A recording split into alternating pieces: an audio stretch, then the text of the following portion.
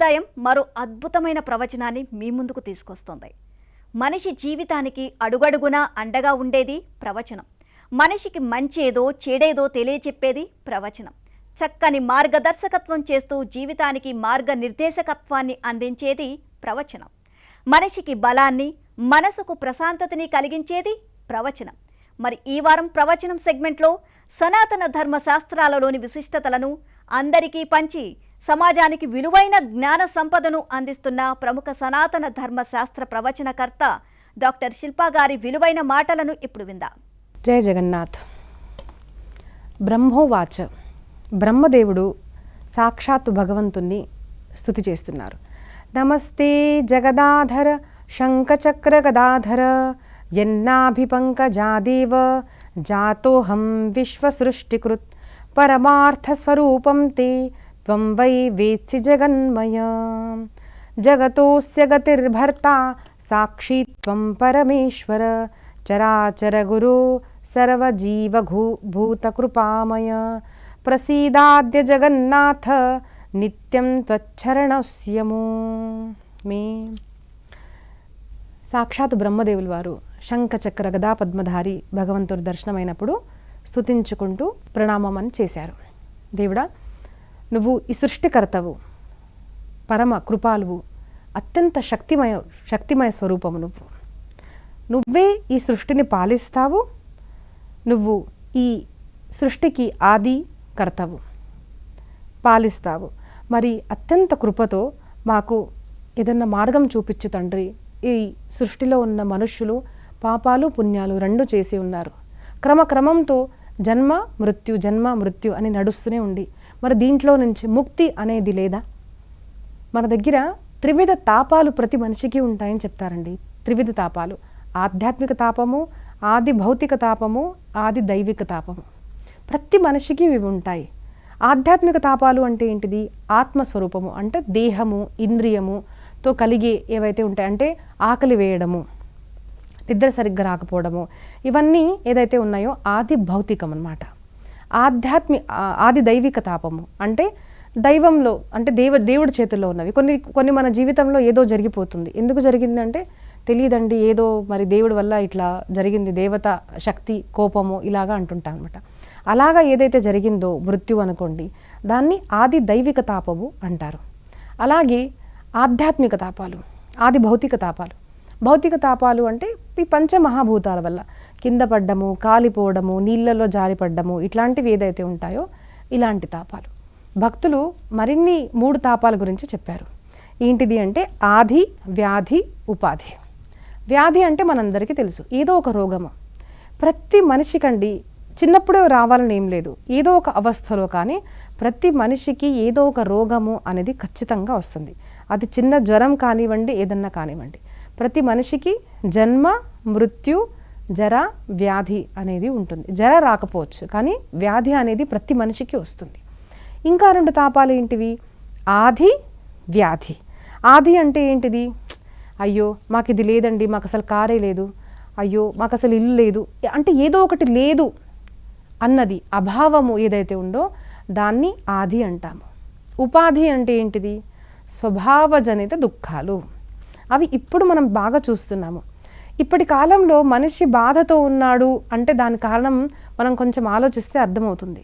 తన దగ్గర కారు ఉంది కదా అన్న సంతోషం లేదు. తన బాధ ఏంటంటే నాకు కారు ఉంది కానీ పక్కవాడికి ఎందుకు కారు ఉంది, సరే నా పెళ్ళయింది అన్న దాంతో సంతోషం లేదు, పక్కవాడికి ఎందుకు మంచి భార్య దొరికింది, అయ్యో వాళ్ళు ఎందుకు ఎదుగుతున్నారు అంటే వేరే వాళ్ళు ఎదుగుతున్నారు, వేరే వాళ్ళ గురించి ఆలోచించడము. స్వభావజనిత దుఃఖం ఏదైతే ఉందో దాన్ని ఉపాధి అంటారు.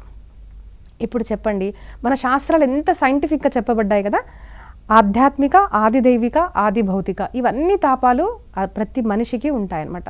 ఏదో ఒక కాలంలో బయట కనిపిస్తాయి, కొంతమందివి కనిపించవు, కానీ ఇవన్నీ ఉంటాయి. మరి ఇవన్నీ ఉన్న మనిషికి జన్మ మృత్యు అనేది జరుగుతుంది కదా స్వామి, మరి దీంట్లో నుంచి విముక్తి అన్నది లేదా అని బ్రహ్మదేవుడు అడిగినప్పుడు సాక్షాత్ భగవంతులు ఏం చెప్పారు అంటే, బ్రహ్మ ఇక్కడి నుంచి నువ్వు వెళ్ళు, మహానది తీరాన ఉత్తర ప్రాంతంలో ఉత్తర సముద్రం దక్షిణ తీరం వైపు సముద్రం ఉంది, అక్కడ లీలాద్రి పర్వతము అనేది ఉంది, అక్కడికి వెళ్ళు, అక్కడ సాక్షాత్తు నేనే నివసిస్తున్నాను, అక్కడ చెక్క స్వరూపంలో నేను రూపం ధరించి ప్రత్యక్షంగా ఉంటాను. అక్కడ వెళ్ళి ఎవరైతే నన్ను దర్శించుకుంటారో వాళ్ళు ఖచ్చితంగా ముక్తిని పొందుతారు అని చెప్పారు. సర్వసంగ పరిత్యక్త తత్ర తిష్ఠామి దేహభృత్. మనం కనుక వైకుంఠంలో చూసామనుకోండి, లేదంటే ఎక్కడ ఉన్న స్వాముల వారు చుట్టూ దేవతలు, అసురులు, యక్షులు, గంధర్వులు వీళ్ళందరూ ఉంటారు. కానీ స్వామివారు ఇక్కడ ఏం చెప్తున్నారు అంటే సర్వసంగ పరిత్యక్త. అక్కడ దేవతలు, అసురులు కూడా ఎవ్వరు రాలేరు. అక్కడ నా భక్తులు మాత్రమే రాగలుగుతారు. అక్కడ ఎవరైతే వచ్చి పశ్చాత్తాపంతో నా దర్శనం చేసుకుంటారో వాళ్లకు ముక్తి అనేది నేను ప్రసాదిస్తాను అని స్వామి మనకు చెప్పారు. ఈ స్థాన మహాత్మ్యం ఇంకోటి ఏం చెప్పారు అంటే, ప్రళయం వచ్చినప్పుడు అన్ని సృష్టి అంత ప్రళయజలంలో నిమగ్నం అవుతుంది, కానీ ఈ స్థానం పురుషోత్తమపురి మాత్రం ఎప్పుడు కూడా ప్రళయజలంలో నిమగ్నము అవ్వదు అని చెప్పారు. అలాంటి నీలాద్రి పర్వతం మీద అక్షయవటం అనేది ఉంది. అక్కడ వాయు కోణంలో రౌహిణి నామకు ఒక కుండము ఉంది. అక్కడికి వెళ్ళు. అక్కడ ఎవరైతే స్నానం చేసి నన్ను దర్శించుకుంటారో వాళ్ళు ముక్తిని పొందుతారు అని మరీ మరీ భగవంతుడు చెప్పారు. అప్పుడు ఈ క్షేత్ర మహిమ అనుభూతి చెందాలి కదండి. మనము వినడము అనేది ఒకటి, విన్న తర్వాత ఏమవుతుంది, కోరిక కలుగుతుంది. ఆహా, ఇంత చక్కటి క్షేత్రమా, మనం కూడా వెళ్ళాలి, దర్శించుకోవాలి, ఆ అనుభూతి మనం పొందాలి. అంటే రసగుల్లా బాగుందండి, ఇది బాగుంది అని చెప్పడం ఒకటి, బాగుంది అంటే ఎంత బాగుంది, అది తింటే కానీ మనకు అర్థం కాదు.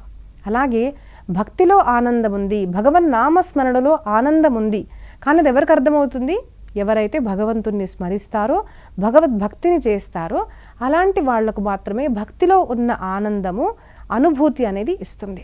కాబట్టి ఆ అనుభూతి తీసుకోవడానికి సాక్షాత్తు బ్రహ్మదేవుడు అక్కడికి వెళ్ళాడు.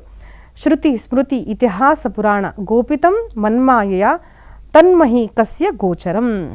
ఈ శృతి స్మృతి పురాణాలు కూడా ఈ భగవంతుని మహిమ చెప్పలేదో అలాంటి భగవంతుడు సాక్షాత్తు అక్కడ ఉంటాడు కదా, ఆయనను దర్శించుకుందాము అని సాక్షాత్తు బ్రహ్మదేవుల వారు అక్కడికి వెళ్ళారు. వ్రతేషు తీర్థేషు చ యజ్ఞదానయోః పుణ్యం యదుక్తం విమలాత్మనాం హితత్ అహర్హి వాసల్లభతేత్ర సర్వం నిశ్వాసవాసాత్ ఖలు చాశ్వమేధికం. ఇక్కడ ఒక చిన్న మాట చెప్పారు చూడండి. నిర్మల స్వభావంతో కలిగిన వారు వ్రతాలు, తీర్థాలు, యజ్ఞాలు, దానాలు ఎవరైతే చేస్తారో, నిర్మల స్వభావంతో ఉన్నవారు ఒక్క రాత్రి, ఒక్క రోజు అక్కడ ఉంటే మాత్రం చాలు, వాళ్లకు ముక్తి అనేది ప్రసాదిస్తాను అంటున్నారు. అంటే ఎలా పడితే అలాగా యజ్ఞాలు, దానాలు చేశాం కదా, మరి మా మనసు ఎలా ఉన్నా పర్వాలేదు, అక్కడికి వెళ్తే ముక్తి పొందుతామా? కాదు. నిర్మల స్వభావం ఉన్నవారికి మాత్రమే ఆ అనుభూతి అనేది కలుగుతుంది అని చెప్తున్నారు. అక్కడ ఒక నిమిషం మాత్రం ఉన్నా కూడా అశ్వమేధ ఫలము అంటే జగన్నాథ్ పురి గురించి మనం వింటున్నాము. జగన్నాథ్ పురిలో ఒక్క నిమిషం మాత్రం కూడా మనమున్న అశ్వమేధ యజ్ఞఫల ప్రాప్తి మనకు దొరుకుతుంది. ఇలాగ చెప్పి భగవంతుడు ఎవరైతే అంతర్ధానమయ్యాడో ఈ ద్వితీయ అధ్యాయంలో ఏమైంది, సాక్షాత్ బ్రహ్మదేవుడు అక్కడికి చేరుకున్నాడు. చేరుకోగానే ఒక దివ్య అనుభూతి. తతో బ్రహ్మాగమత్తూర్ణం యత్రాస్తి భగవన్ స్వయం స్వవాంతే సౌ యథా దృష్టస్ తథా ద్రాక్షీత్ ప్రభుం తథా. జైమిని మహర్షి చెప్తున్నారు, సాక్షాత్ బ్రహ్మదేవుడు అక్కడికి వెళ్ళినప్పుడు శంఖ చక్ర గదా పద్మధారి భగవంతుడి దర్శనం కలిగినప్పుడు ఆయనకు ఎంతో సంతోషం కలిగిందనమాట. సాక్షాత్ భగవంతుడిని చూసి ఆయన కళ్ళల్లో అశ్రుధార, ఆనందం అన్నప్పుడు ఏమవుతుందండి, తెలియకుండా మన కళ్ళలో నీళ్లు అనేది వచ్చేస్తాయి అనమాట. అత్యంత ఆనంద అనుభూతి ఆ బ్రహ్మదేవుడికి కలిగింది. అలాగా అక్కడ సాక్షాత్ భగవంతుడిని చూస్తుండగా ఒక సంఘటన అనేది జరిగింది. ఏమైంది, సాక్షాత్ భగవంతుడిని చూస్తుంటే అక్కడి నుంచి ఒక కాకి అనేది వచ్చి ఆ రోహిణి కుండంలో స్నానం చేసింది. అది బాగా దాహంతో వచ్చిందనమాట. అక్కడ ఆ బ్రహ్మదేవుడు చూస్తున్నాడు లీల. సాక్షాత్ భగవంతుడిని చూసిన ఆనందము ఏకంగా చూస్తే ఒక కాకి అలా వచ్చేసి ఆ రోహిణి కుండంలో దాహంతో నీరు తాగేసి దాంట్లో అలా మునిగి స్నానం చేసింది. స్నానం చెయ్యంగానే దాని దేహం అనేది మారిపోయింది. తత్క్షణము అక్కడ ఆ మట్టిలో పడి ఆ కాక శరీరము అంటే ఆ శరీరం ఏదైతే ఉందో అది విడిచిపెట్టేసింది. విడిచిపెట్టి శంఖ చక్ర గదా పద్మధారి అంటే సారూప్య ముక్తిని పొందిందనమాట. సాక్షాత్ భగవత్ స్వరూపాన్ని ఆ కాకి పొందడము ఆ బ్రహ్మదేవుడు సాక్షాత్తుగా చూశాడు. అప్పుడు స్వామివారు చెప్పింది ఎంత నిజమో ఆయనకు అనుభూతి కలిగింది. చూడండి, కొన్ని విషయాలు మనకు అనుభూతి కలగకుంటే మనకు అర్థం కావు. కొన్ని వినాలి, విన్న తర్వాత సాధన చేయాలి, దాని మీద శ్రద్ధ భక్తి ఉన్నప్పుడు మనకి ఇవన్నీ కనిపిస్తాయి. మరి కొంతమందికి అనిపించవచ్చు, మేము వెళ్ళాం కదా మాకేం అనుభూతి రాలేదు. మనం ఏ క్షేత్రానికి వెళ్ళినప్పుడు కూడా, ఏ భక్తుల్ని కలిసిన తర్వాత కూడా వాళ్ళని పరీక్షించే బుద్ధితో మనం ఎప్పుడు చూడకూడదండి. మరి వీళ్ళు ఏం చేయలేదు కదా, వాళ్ళు అసలు మమ్మల్ని గుర్తుపట్టలేదు. చాలామందికి ఏమనిపిస్తుందంటే, గురువుల దగ్గరికి వెళ్ళినప్పుడు కొంతమంది ఉంటారు స్వామీజీలు, వాళ్ళు గుర్తుపడతారు. కొంతమంది దగ్గర అట్లాంటి సిద్ధులు ఉంటాయి అనమాట. ఆ రాగానే వెంకట నేను గుర్తుపట్టేశాను, పోయిన జన్మలో నువ్వు ఇది పేరు చెప్పంగానే ఓకే ఈయన చెప్పారు అంటే ప్రతి గురువుకు మన పేరు తెలిసి ఉండాలి, మన గురించి తెలిసి ఉండాలి, ఏదో చమత్కారం చేయాలి, అప్పుడు మాత్రమే మేము గురువులు అని నమ్ముతాము అనుకుంటారు.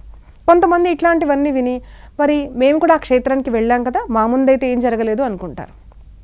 ఒక మాట గుర్తుపెట్టుకోండి, మనం ఎప్పుడైతే ఏదైతే వింటామో విన్న తర్వాత దాని మీద శ్రద్ధ అనేది పెట్టాలి, విశ్వాసము, నమ్మకము.